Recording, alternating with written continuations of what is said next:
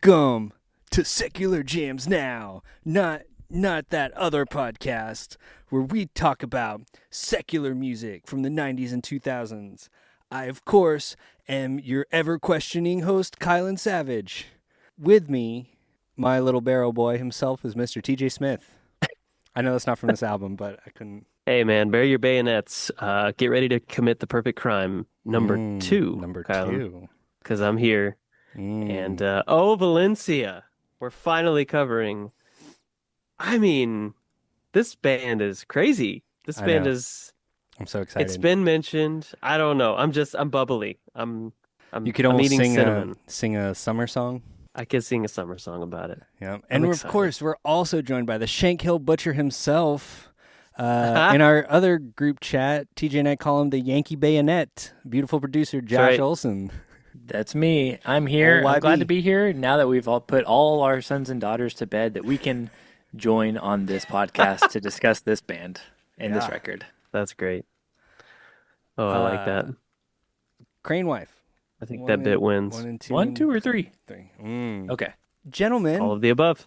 Of course, by popular demand, we are we're doing popular demand. So popular. By so TJ popular, and I. It's hard to even quantify how popular. Yeah, it is. Josh, it is hard. We will have to have a meeting about the numbers after this podcast is out for a while, and I just want to see. I want to see that graph, just like one little, like an EQ, just one little dip all the way down. We're talking about the Decemberists. Yes, we are. Yes, American rock band, the Decemberists. Josh, why are we talking about the Portland Decemberists? rock band? I don't know why we're talking about them. It's November, and this episode is airing in November, so I don't know why we're talking about the Decemberists. So I don't know why you asked me. Well, I didn't want to cover the early November. That's fair. Right. Good answer. Yeah. So it'll come out late November, and it'll be I guess it'll be an pretty episode close about Decemberists. Yeah, if you wait a couple days after this episode comes out, then you'll be listening to it in December, which is probably the best time to listen. Are we really just covering this because we made the jokes in the Thrice episode? I believe so. Just sort of. And you guys have that combined with our insufferable love of the band, right? As one that Josh, we've had, I guess, different versions of the SJN concept, but like they've been closer to each other until now. This is like, I feel like this is the first where it's like two of us that are really pumped about an album, or more familiar with an album, kind of coming to the third. Yeah, who's like less familiar, which is a cool like new level for this format. Yeah. Josh, before it was you're right where I was with House of Heroes and Dead Poetic. Yeah, exactly. Yeah, that's true. Like, but Kylan, you brought us an album, right? And that kicked off the SJN concept, and then I did Phantom Planet, and Josh, you knew it, one, but Josh, didn't as much, and you guys both weren't as crazy about it as I was, and now we have one that two of the three hosts are more familiar with, so it'll be interesting to see how that all folds onto itself. But yeah, Josh, you got to bring your A game with an album that you think you can that we don't endear us to. Yeah. Well, we've got a lot of SJNs. I've already got some SJNs for some big anniversaries coming in 2026. For all right. For the patrons out there. Are you doing a GNR SJN? Yeah, of course. So I'll have to pick a personal one in there somewhere in between those. But yeah, should have more like this coming your way. And Jammers, let us know how you feel about SJN. Yes, please. Wait, is this going on main feed or is this just Patreon? We'll probably drop the part A in the main feed. Yeah, cool. So should we do research and then kind of get into, Josh, how much this is now your favorite band? Of course. Totally. Okay. I would lead with that, but I don't want to deprime you of the research. I know how much that means to you. Of course. It means so much to me. Yeah. Now time for Josh's favorite part of the show. TJ, actually, can I from you? Can you quickly just sing the make it Kylan's research corner so I can make a new updated version of the research song? Yep. You got it. Here comes Kylan's Research Corner, yeah.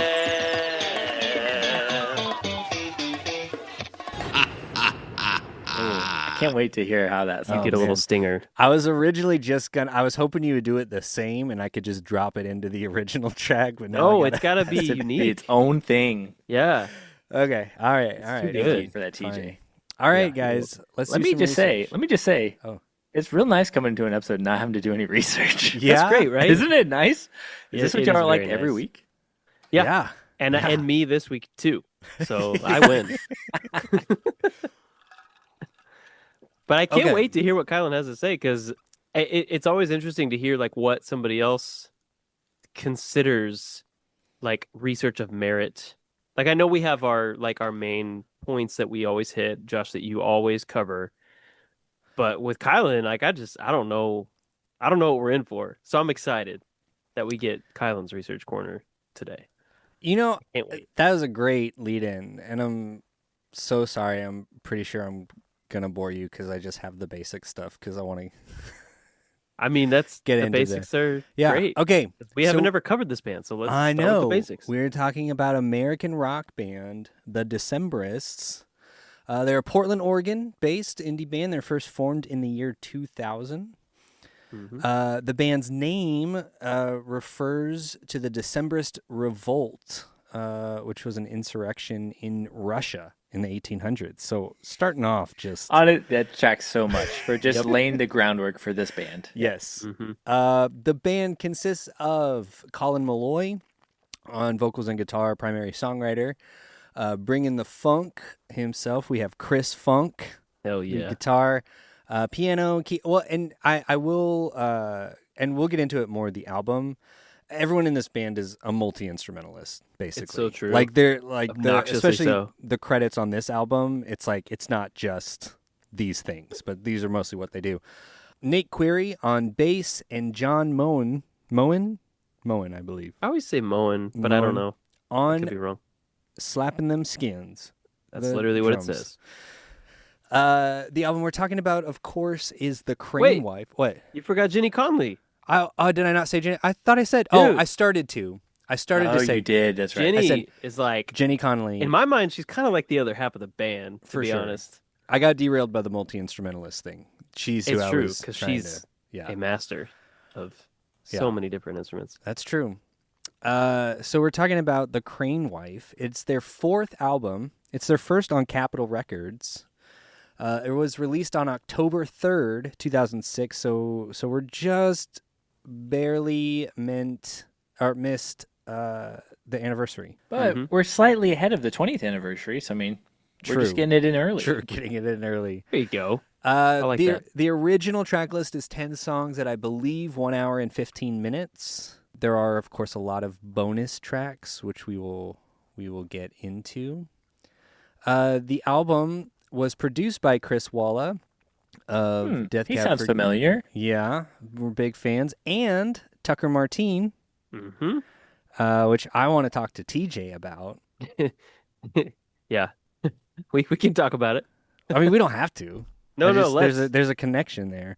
Before we get into Somewhat. that, I mean, yeah, but enough. But yeah, totally. To tie it into our regular CJN thing, Josh, I don't know if you're aware, Tucker Martine also produced the album Inland by Jars of Yeah. Clay. Which is crazy. Oh, okay. Yeah, amongst crazy. a bunch of other stuff. Like he's like, Oh yeah, he like I mean, My Morning Jacket, The National, Laura Yeah. Veers, Neko Case. yeah, all kinds of like- stuff. But I thought it was cool that Jars of Clay. That actually makes me want to listen to more Jars of Clay. Huh? Mhm. Inland is a good record. Yeah. Yeah. Cool. Yeah, TJ, what's your connection? Yeah, in one of my projects I got to record at Tucker's studio, Flora playback and recording here in Portland. So you're basically in the Decemberists. Yeah. Yep. Basically, yeah. Honorary member. Yeah, no, they have worked with Tucker a good bit. Yeah. They did The King is Dead with him as well, and Flora songs. There's an EP with Flora songs, kind of as an homage to the space itself. Yeah, he's incredible.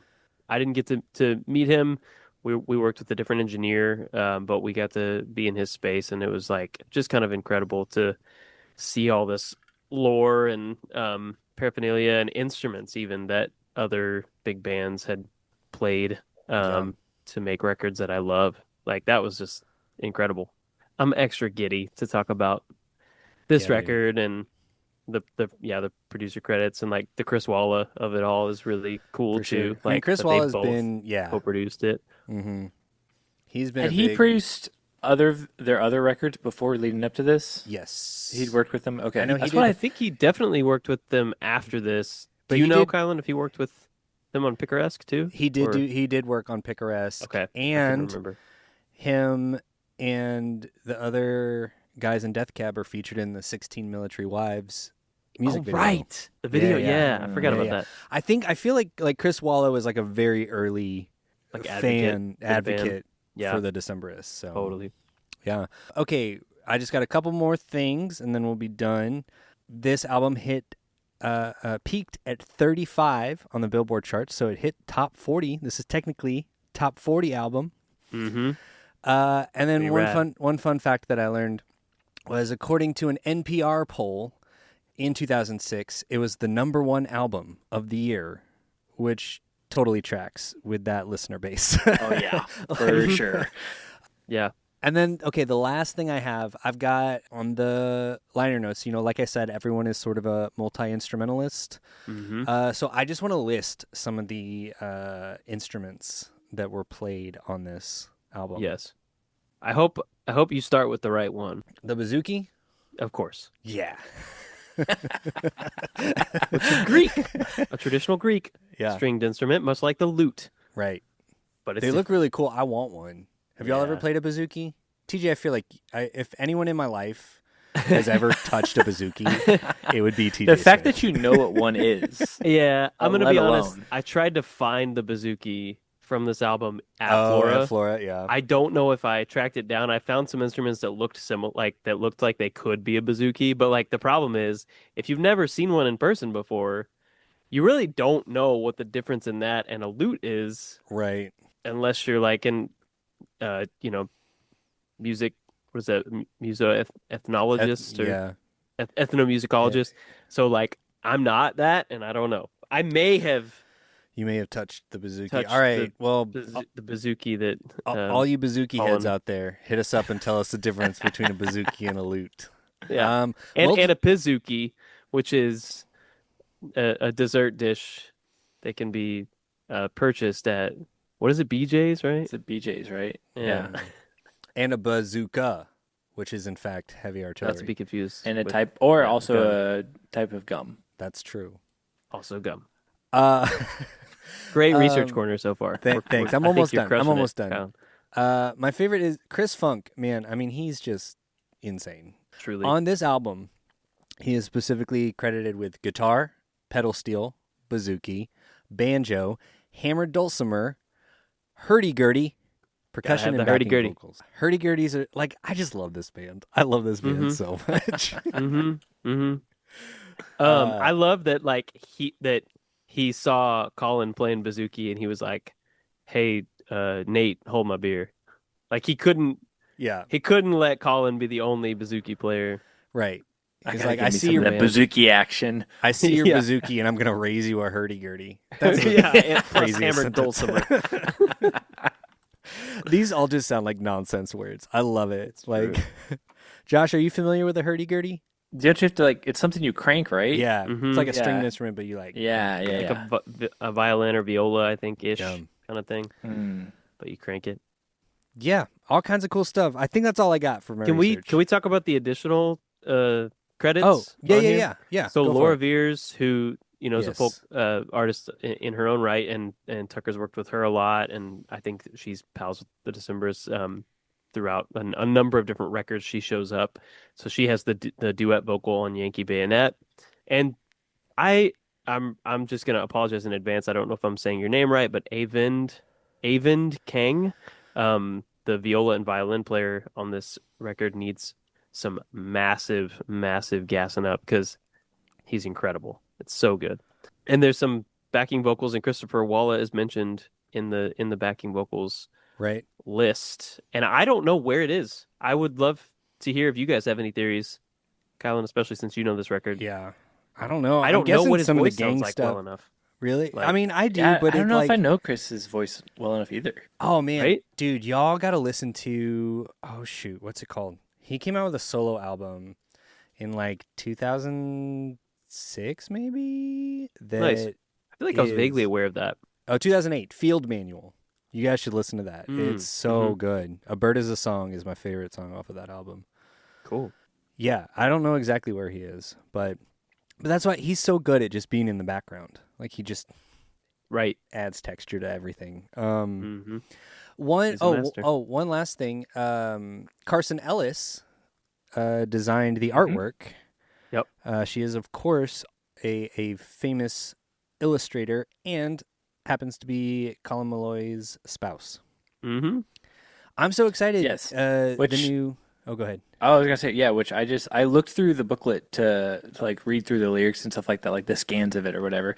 And I would say the booklet is delightful to look through with all of her illustrations and how they match like a little thing from each song or whatever. It's very well done.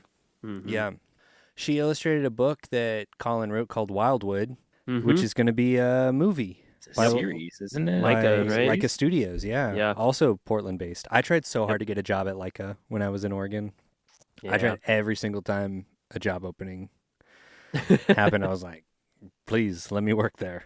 Please. Yeah, Leica's cool. That's it. Yeah. That's Okay, great. so Great research, Kylan. Thank you. Yay. Josh, I want to start with you because TJ and I know are going to have a lot to say. What's your deal with this band and this album? What's your history? Let me tell you, me and the Decemberists, we go way back, Kylan. I mean, you and the Decemberists, to a certain extent, at least go back to 2009. Because you were least to 2009. my roommate. Exactly. Exactly. That's most of my touch point with the Decemberists, of knowing them mostly by proxy through way of you. I know I've listened to them a little. Obviously, I've been around you, so I've heard songs from them. And I remember, like, kind of for a little bit trying to get into them maybe 10 plus ish years ago at some point, like throwing on a record or two and be like, oh, I wonder which record? I'm going to guess it was Picaresque. Okay. That's my favorite. Mariner's Revenge, and then and then one of my favorite things about the Decemberists is that Kylan does a killer cover of Eli the Barrow Boy. Oh yeah, so I always loved whenever you play that song. So it's Thanks. one of your. That's a good song. It's a great cover from you. So It is a good one. that's that was really that's really all I know about them. And then I know they played on that episode of Parks and Rec. So that's right. True. And an episode of The Office. Well, On The Office too? the song. Yeah. they like family. they play that song. Yeah. Right. Do you remember that, Josh? The is Sons that and the, Daughters. like this? Sons and Daughters. It's like the Dwight spinoff show or yes, something like it that. was. It was Supposed gonna to be. Yeah. Dwight Okay, spinoff gotcha. They, Okay, like, that makes close sense. the episode with that song. I mean, do you guys think Mike Schur is a Decemberist fan? I'm guessing he's the most coded Decemberist. Yeah, fan. like he's no the surprise. platonic ideal of a Decemberist fan. Mhm. Philosophy obsessed television writer. Yep. Like who Yeah. loves good stories. Steeped in Yeah. like steeped in lots of literary references. Yeah. Cool. Yeah, that's about it. That's good.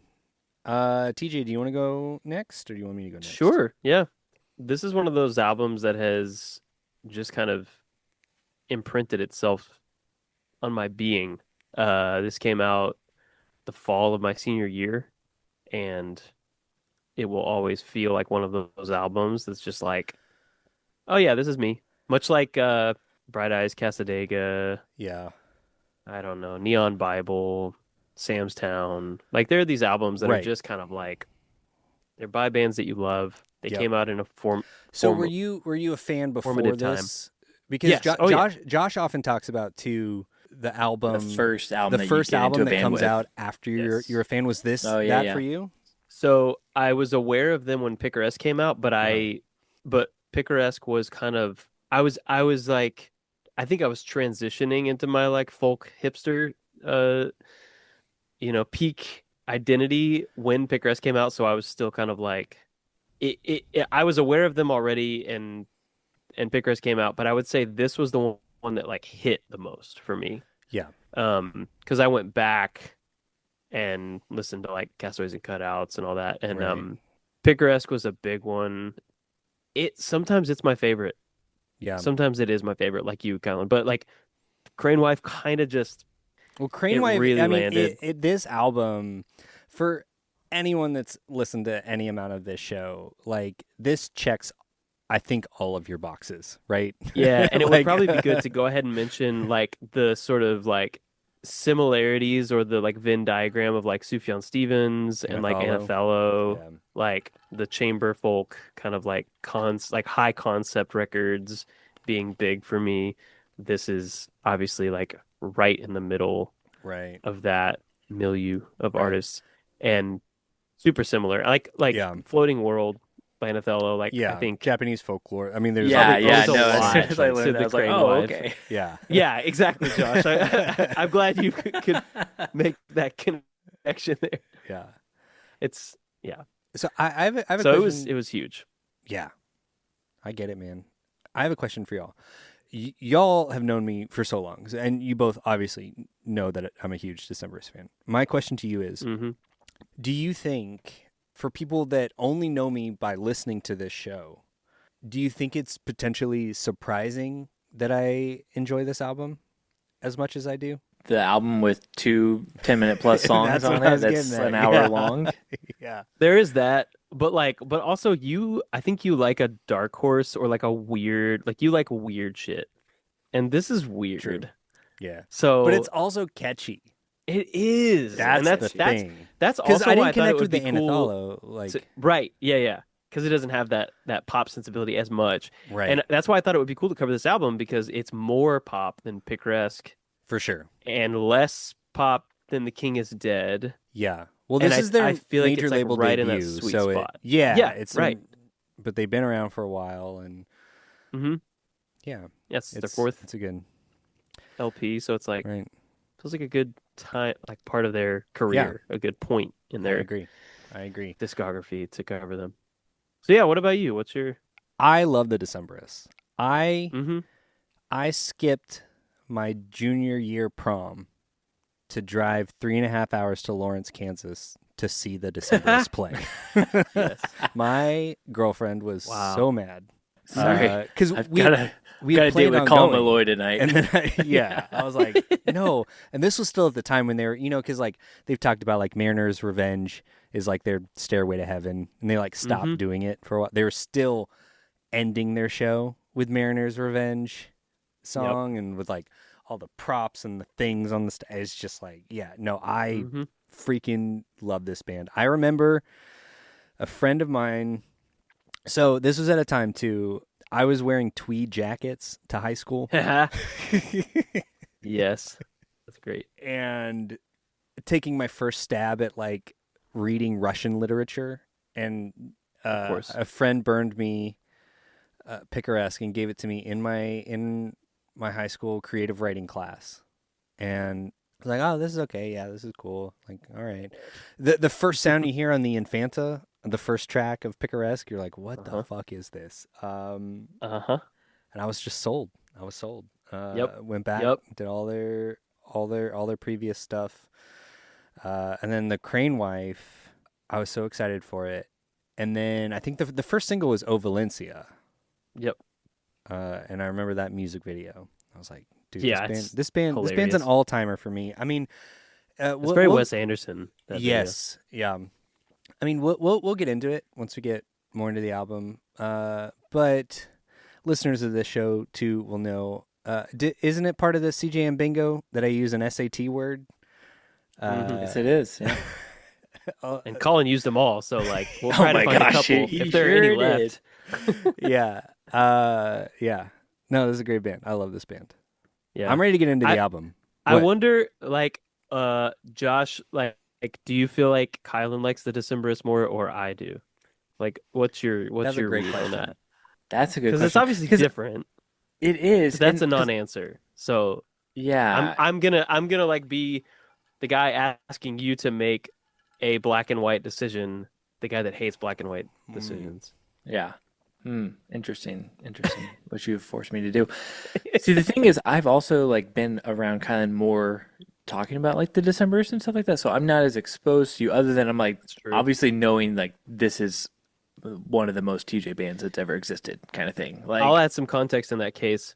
I how would I say this? I pretty well enjoy all of their discography. That's what I was going to say. I think you enjoy more of their discography, but Yep. I think I have my albums and even specifically songs that like, yeah, I think you enjoy them more generally and I enjoy them more specifically. Well, and I'll add too that in high school in my drama class, I did a like interpretive dance. We had to do an interpretive dance number to a song, and I chose The Engine Driver from Yes. Picaresque. That's great. And like everybody was like, "Who the hell is this? What is this guy doing?" This is calculus. Why are you doing an interpretive dance anyway? I went to the wrong class. you're just One trying to of those make it nightmares happen. you have. Yeah. So yeah, I guess I knew Picaresque enough to be doing an interpretive dance to one of the songs Right. in high school. So that's some extra context. Is like I've like stayed pretty like loyal and excited.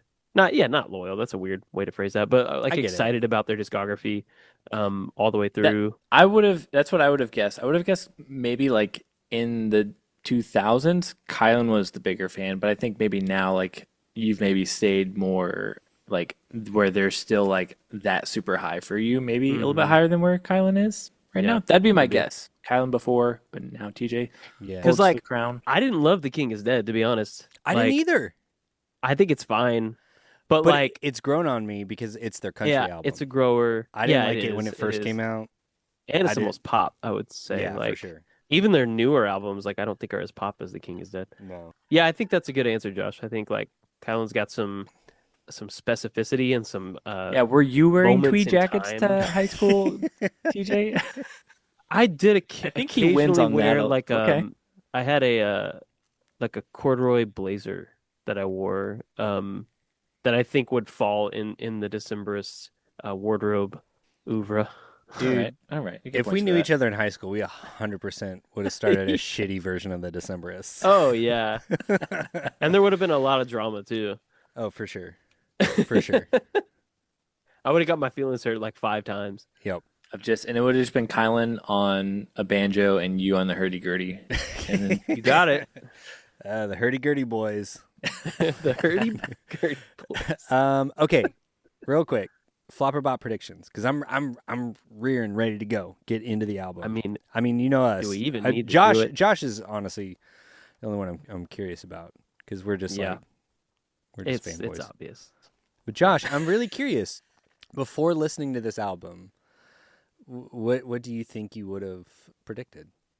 see, here's the thing, because like music critic Josh wants to be like, of course, I would see what there is to love about this record and appreciate the fine qualities of its musicianship and whatnot. But then there's also, I'm like, am I gonna think this is like too pretentious? I don't know. Right. Maybe. It's a good For question. sure. So Good question. that's honestly it was interesting. I did a listen through this album, trying my hardest to like put myself in Josh's state of mind.